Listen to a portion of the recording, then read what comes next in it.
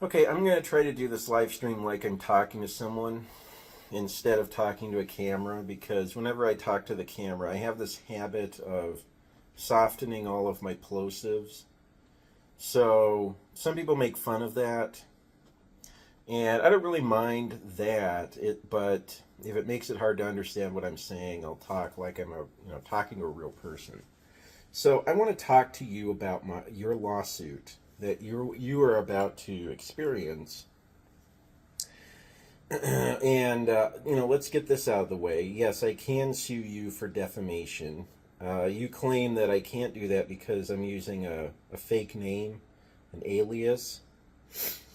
And the thing about that is you actually have been using my real name. Now, you don't know what my real name is, but one of the names you've been saying is my real name. It's my real identity.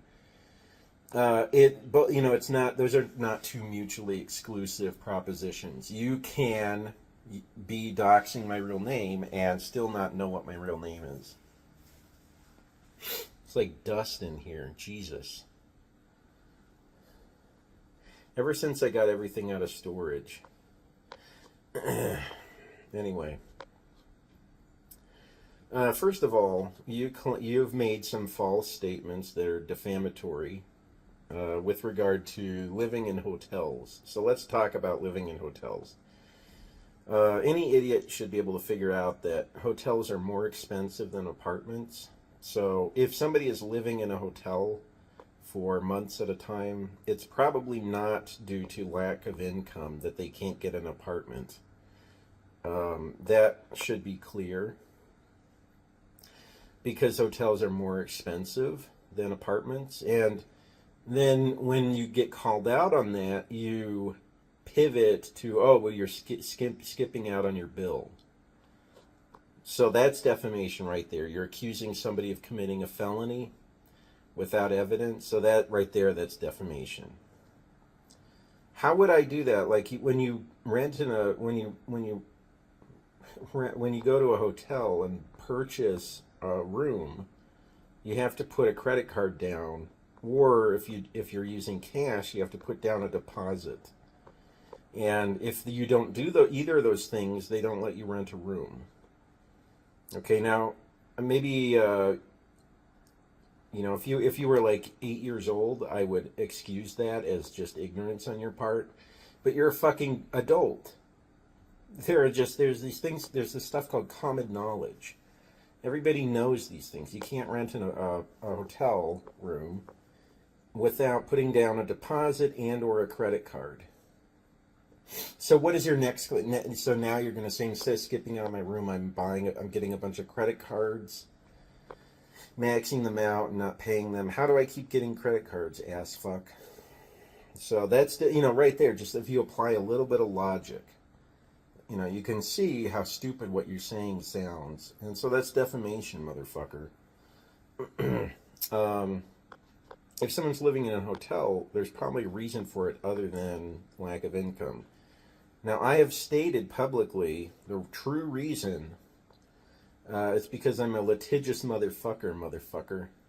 It's because I sued an apartment complex, and then I got blacklisted by every property management company within a 100-mile radius.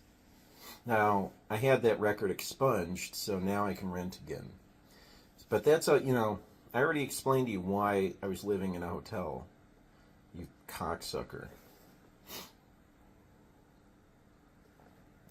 And while we're at it, the reason why I talk the way I talk on live streams is because the very first live stream I ever did, I had a really cheap microphone, and because really all I cared about was the ideas that I was trying to get across. I wasn't interested in making it big on YouTube. I know that's your thing. You always criticize people for having shitty equipment, even though all they're really doing is just talking. And I literally downloaded OBS the day that I recorded my first video for YouTube using my headset, which was an old headset, by the way. I purchased a better one. And by the way, you can't really purchase high quality wireless microphones anymore. At least not, you know, like maybe you could, if you wanted to spend like $1,000, maybe you could buy like a professional microphone. Is it really worth it to spend that much money for a fucking microphone if all you're doing is making YouTube videos where you're talking? And you're talking to somebody else who also doesn't really put much effort into their production quality? Like what, you know, like the style over substance thing is so obnoxious.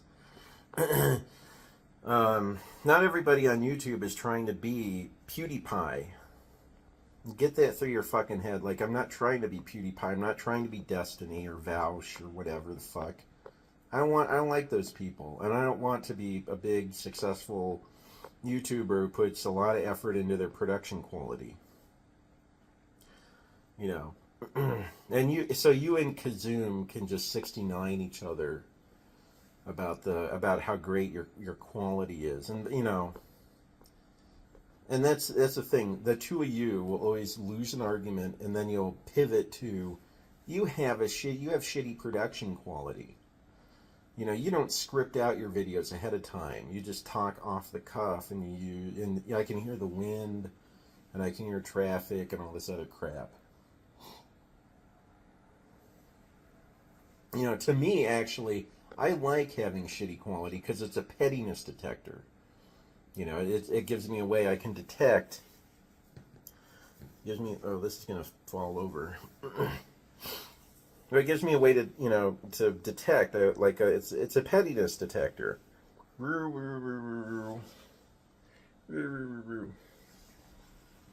I detect pettiness.